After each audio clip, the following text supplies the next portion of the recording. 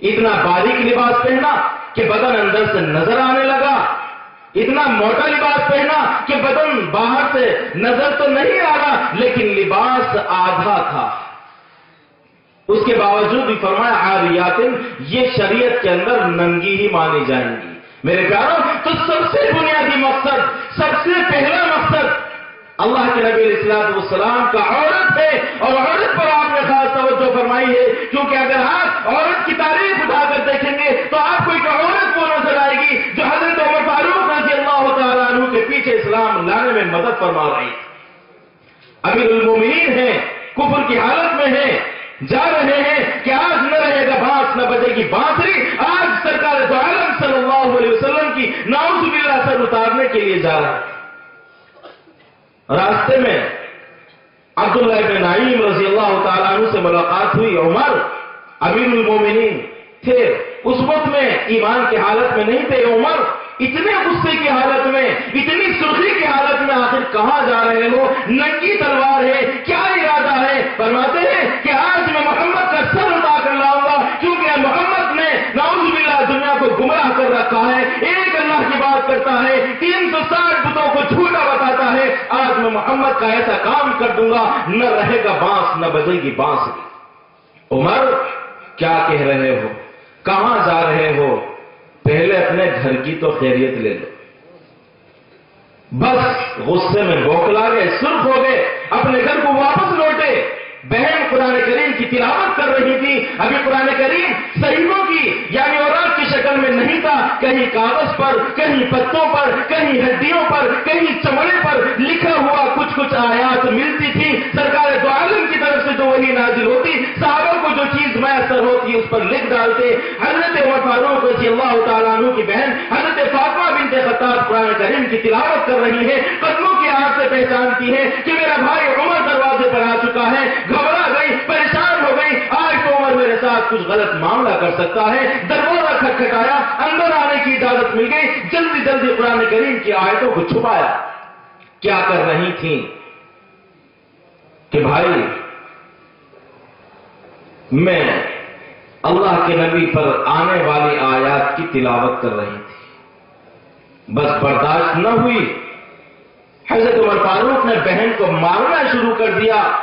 اگر وہ بہن آج کی بہن ہوتی، اگر وہ بہن آج کی ماں ہوتی، آج کی عورت ہوتی تو یقیناً عمر فاروق رضی اللہ تعالیٰ عنہ کے سامنے جھک جاتی اور کہتی چاہے تو کفر کرا لے، چاہے تو بتوں کے آگے جھکا لے، چاہے تو نیاز چڑھا لے، جو تیرا دل چاہے کرا لے، لیکن میری جان کی حفاظت کر لینا، میرے جسم کو ہاتھ نہ لگانا۔ قربان جائے فاطمہ بنت خطاب رضی اللہ تعالیٰ عنہ پر، اے عمر جو دل چاہے کر سکتا ہے، لیکن قرآن کریم پڑھ رہی تھی، اس ایمان کے اندر داخل ہو چکی ہوں، جو تیرا دل چاہے کر لے۔ عمر فاروق نے پیٹنا شروع کیا اور کہا کہ بتا وہ صحیفہ کیا ہے، پڑھ کر سنا وہ قرآن کیا ہے۔ ما انزلنا علیک القرآن لتشقى، پڑھنا شروع کر دیا، دل کی دنیا بدل گئی۔ ارے یہ تو وہ قرآن ہے، یہ تو وہ آیت ہے، یہ تو وہ قرآن اللہ کی طرف سے بڑھی ہے۔ دل گھبرا رہا ہے، پریشان ہو رہا ہے، چین نہیں ملتا، سکون نہیں ملتا۔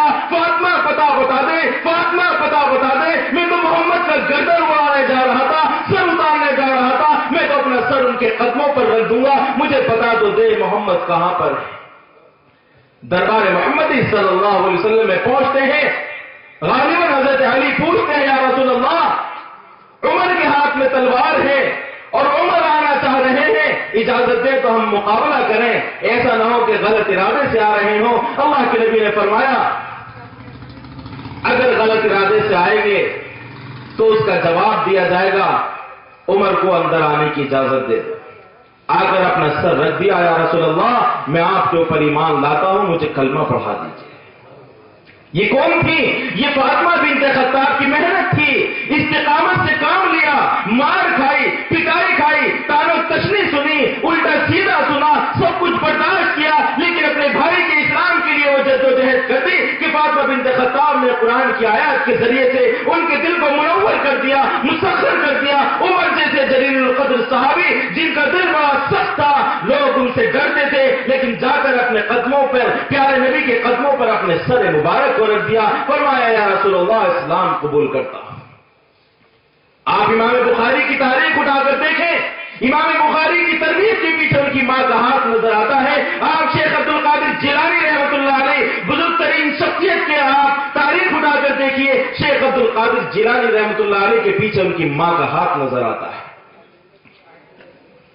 کسے کسے گناؤں, کتنے لوگوں کی تاریخ بتاؤں, وقت تو بہت لمبا ہو جائے گا. میرے پیاروں, جتنے بھی آپ ان بزرگوں کو اٹھا کر دیکھیں گے, صحابہ کی جماعت کو اٹھا کر دیکھیں گے, عورتوں نے بڑی محنت کا مظاہرہ کیا ہے. میں اپنی ان ماں اور بہنوں سے کہنا چاہتا ہوں جن کے بارے میں سرکار دو عالم نے فرمایا رب کاسیات عاریات, بہت سی عورتیں ہوں گی, لباس بھی پہنے ہوئے ہوں گی, اس کے باوجود بھی ننگی نظر آئیں گی. میں ان سے کہنا چاہتا ہوں بی بی سمیہ رضی اللہ تعالیٰ عنہا اگر سامنے کھڑی ہو گئی اور یوں کہہ دیا ابو جہل میرے گھر پر آیا تھا, اسلام کو مٹانے آیا تھا, ایمان کو مٹانے آیا تھا, کلمے کو چھیننے آیا تھا, محمد کی عزت کو چھیننے کے لیے آیا تھا, لیکن میں نے یوں کہہ دیا تھا اے ابو جہل جو دل چاہے کر سکتا ہے, جسم کے دو ٹکڑے تو کر سکتا ہے, جسم کو برباد تو کر سکتا ہے, لہو لہان تو کر سکتا ہے, لیکن بی بی سمیہ اللہ اور کے رسول صلی اللہ علیہ وسلم سے نہیں پھر سکتی.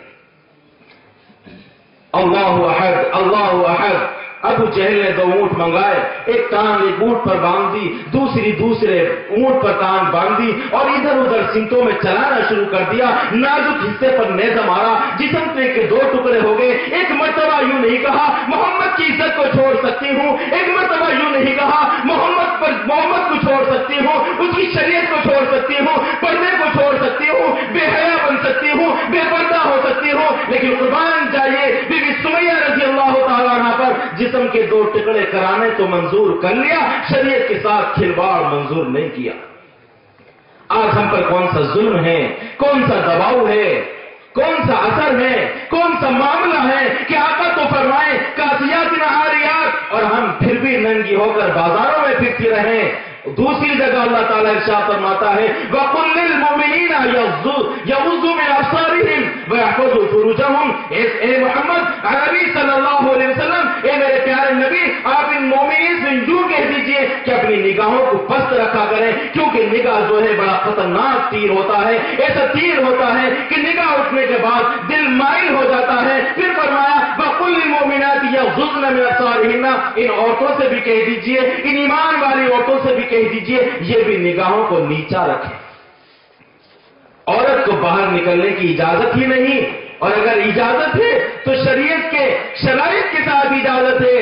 اللہ کے نبی علیہ الصلوۃ والسلام ارشاد فرماتے ہیں من اصابت بخورا فہی کذا وکذا, جو عورت خوشبو لگا کر باہر نکلے, بن سمجھ کر باہر نکلے, تو فرمایا فہی کذا وکذا, وہ اس طرح ہے, یعنی وہ زانیوں کی بمنزل ہے.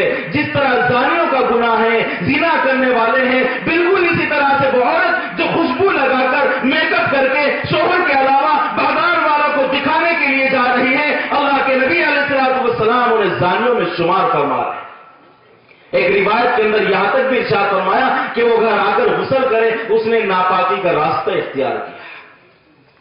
بتائیے میرے عزیزو, تو سب سے پہلا حق عورت کا حق ہے, بچے کا سب سے پہلا حق یہ ہے کہ اس کے لیے نیک ماں کا, اچھی عورت کا انتخاب کرے. فرمایا کہ انسان 4 بنیادوں پر نکاح کرتا ہے, حسب نسب کی وجہ سے, جمال خوبصورتی کی وجہ سے, مال و دولت کی وجہ سے, اور چوتھی چیز دینداری کی وجہ سے. اللہ کے نبی نے فرمایا پہلی 3 چیزوں کو چھوڑ کر چوتھی چیز کو ترجیح دیا کرو تو تمہاری نسلوں کی حفاظت ہو سکتی ہے. مال و دولت پر مت جاؤ, ایک دن ختم ہو جائے گا. ہاں کمیل ہے, جتنا مقدر ہے اللہ یبسط الرزق لمن یشاء ویقدر, اللہ جتنا چاہتا ہے جس کے لیے راستے کھول دیتا ہے اور جتنا چاہتا ہے تنگ کر دیتا ہے. ارے غریبوں کی نیند حرام کرنے والوں, ارے غریب ماں باپ کے اوپر, ارے غریب ماں باپ کو ستانے والوں, کان کھول کر سن لو, اللہ تعالیٰ ہی رزق دیتا ہے اور اللہ ہی چاہتا ہے بڑھاتا ہے. ویقدر, اور اللہ ہی چاہتا ہے تو تنگ کر دیتا ہے. کسی کے جہیز سے ہمارا کاروبار نہیں چل سکتا, کسی کے جہیز کی لالچ سے ہم مالدار نہیں ہو سکتے. آج گھر کے اندر میاں بیوی نے رات گزاری, صبح کو شوہر اٹھتا ہے, نظر ڈالتا ہے, بیوی کہتی ہے اے شوہر صاحب یہ لائی ہوئی ٹیلی ویژن میرے باپ کے مال کی ہے. عورت کہتی ہے شوہر صاحب جس گدے پر تم نے رات گزاری ہے, جس نرم بستر پر تم نے آرام کیا ہے وہ بستر میرے باپ کی کمائی کا ہے. عورت کہتی ہے شوہر صاحب گرمی کا موسم چل رہا ہے, جس پنکھے کی ہوا کھا رہے ہو میرے باپ کی کمائی ہے. عورت کہتی ہے میرے شوہر کان کھول کر سن لے, مجھ سے عزت کرانا چاہتا ہے, مجھے غلام بنانا چاہتا ہے, مجھے خادمہ بنانا چاہتا ہے. تو خود میرا خادم ہے. جس تو اپنے سامنے آئینہ دیکھ رہا ہے, جس چہرے کو دیکھ کر, جس آئینے کو دیکھ کر کنگھا کر رہا ہے وہ میرے باپ کی کمائی کا ہے. جس گرمی کے موسم میں ٹھنڈا پانی فریج سے نکال کر پی رہا ہے یہ تیری کمائی نہیں, یہ تو میرے باپ کی کمائی ہے. ارے بیوی کو غلام بنانے والوں, ارے بیوی کو خدمت کرنے والی سمجھنے والوں, سن لو بیوی کے تو خادم خود بن جائیں گے جب بیوی کی چیزیں ہی استعمال کی جائیں گی, جب بیوی پر ہی ظلم کیا جائے گا, جب بیوی کے ماں باپ کی نیند حرام کی جائے گی تو نہ مال دولت کام آتا ہے, نہ حسب نسب کام آتا ہے. ساری چودراہٹ, ساری پٹھانی, ساری شہزادی رکھی رہ جاتی ہے. ان اکرمکم عند اللہ اتقاکم, اللہ نے فرمایا یا ایھا الناس انا خلقناکم من ذکر و انثی, حسب نسب پہ شادی مت کرنا کیونکہ ہم نے تمہیں ایک ہی مرد ایک ہی عورت سے پیدا کیا. وجعلناکم شعوبا وقبائل لتعارفوا, ہم نے تمہارے اندر قبیلے, تمہارے اندر خاندان اونچ نیچ کے لیے نہیں بنائے. میاں خان صاحب بڑے ہیں, چودھری صاحب اونچے ہیں, شہزادے اونچے ہیں, صدیق عثمانی بڑے ہیں. خدا کی قسم دنیا کے اندر کوئی بھی کلمہ کو لا الہ الا اللہ محمد رسول اللہ پڑھ لینے کے بعد ایک دوسرے سے کوئی اونچا نہیں ہو سکتا. نہ پٹھان اونچا ہو سکتا ہے, نہ چودھری اونچا ہو سکتا ہے, کوئی اونچا نیچا نہیں, سب برابر کے بھائی ہیں. اگر بھنگی بھی کلمہ پڑھ لینے کے بعد ہمارے قریب آتا ہے تو ہمارا حق بنتا ہے ہم اسے اپنے گلے لگائیں. ان اکرمکم عند اللہ اتقاکم, کیونکہ تمہیں باعزت اللہ کے نزدیک وہ ہے جو تقوی اور پرہیزگاری اختیار کرے. اگر بڑا بننے کا شوق ہے, اچھا بننے کا شوق ہے, اللہ کے نزدیک آنے کا شوق ہے تو کوئی اونچ نیچ کا تعلق مت رکھو, بلکہ تعلق اللہ سے بنا لو, تم اونچے ہو جاؤ گے. نہ حسب نسب کام آئے گا, نہ مال و دولت کام آئے گا, نہ جمال کمال, یہ چند روزہ خوبصورتی. ابھی آپ کی بیوی کو دست ہو جائے, آپ کی بیوی کو تکلیف ہو جائے, سارا حسن ایک دن کے اندر ڈھل جائے گا. بتائیے کون سا حسن باقی رہ گیا, کون سی خوبصورتی باقی رہ گئی؟ ارے اگر باقی رہ گئی تو اس کی سیرت باقی رہ جائے گی. اسی لیے فرمایا بخاری شریف کی حدیث میں تم چوتھی چیز دینداری کو ترجیح دیا کرو. یہاں تک اللہ کے نبی علیہ الصلوۃ والسلام ارشاد فرماتے ہیں ایک حبشی, کیونکہ حبشے میں عام طریقے سے موٹے موٹے ہونٹ اور کالی شکلوں والے زیادہ ملتے ہیں, تو سرکار نے ارشاد فرمایا اگر تمہیں کوئی حبشی عورت موٹے ہونٹ والی کالی بدصورت, فرمایا اگر تمہیں دی جائے اور تمہارے نکاح میں ملے لیکن وہ دیندار ہو, اس کے بھی مقابل تمہیں خوبصورت بہت اچھی لگنے والی ایسی عورت دی جائے جو دنیا دار ہو, دیندار نہ ہو, تو اس خوبصورت دنیا دار کے مقابلے میں تم دیندار کالی موٹے ہونٹ والی عورت کو ترجیح دینا. کیوں کہ اس عورت پر ہماری زندگی کا, ہمارے گھر کا, ہمارے خاندان کا, ہمارے افراد کا, ہماری نسلوں کا, ہمارے دین کا, ہمارے قرآن کا, ہماری حدیث کا, ہماری شریعت کا, ہمارے اسلام کا, ہمارے شاعر کا دار و مدار اس عورت پر ٹکا ہوا ہے. سب سے بنیادی چیز ایک بتائی, اولاد کا سب سے پہلا حق نیک ماں کو ترجیح دینا. ابھی وجود نہیں ہوا, میاں بیوی نہیں بنے, لیکن پہلے ہی حق بیان فرما دیا, کوکھ سے بھی پہلے کوکھ ہو گئی کہ سب سے پہلا حق اچھی عورت کا انتخاب کرے. بہرحال اس میں بات طویل ہو جائے گی. اللہ کے نبی علیہ الصلوۃ والسلام نے ایک واقعہ میں ارشاد اور بتاتا ہوں آپ حضرات کے سامنے. نام سنا ہوگا ام حمید سعدیہ رضی اللہ تعالی عنہا, سرکار دو عالم صلی اللہ علیہ وسلم کی خدمت میں حاضر ہوتی ہیں. یا رسول اللہ, میرے عزیزو غور سے سننا, ایک عجیب واقعہ ہے. یا رسول اللہ, میرا یہ جی چاہتا ہے, میری یہ تمنا ہے, میرا یہ دل ہے کہ میں آپ کے پیچھے مسجد نبوی میں جماعت کے ساتھ نماز ادا کروں. آج کی عورت ہوتی تو یوں کہتی کہ میرا یہ جی چاہتا ہے بڑا اچھا موبائل ہو جس کی بیٹری ڈاؤن نہ ہوتی ہو, اور میں اپنے ہونے والے شوہر سے نکاح سے پہلے ہی بات چیت کرتی رہوں اور ٹائم پاس ہوتا رہے, ادھر ادھر فون ملاتی رہوں. میرا دل چاہتا ہے آدھا لباس ہو, ننگا لباس ہو. میرا دل چاہتا ہے بازار میں جاؤں, گھوموں پھروں, اپنی پسندیدہ چیزیں خرید کر خود اپنی مرضی سے لے کر آؤں, شوہر کو گھر پر بٹھا دوں, میں سروس کروں, میں ڈیوٹی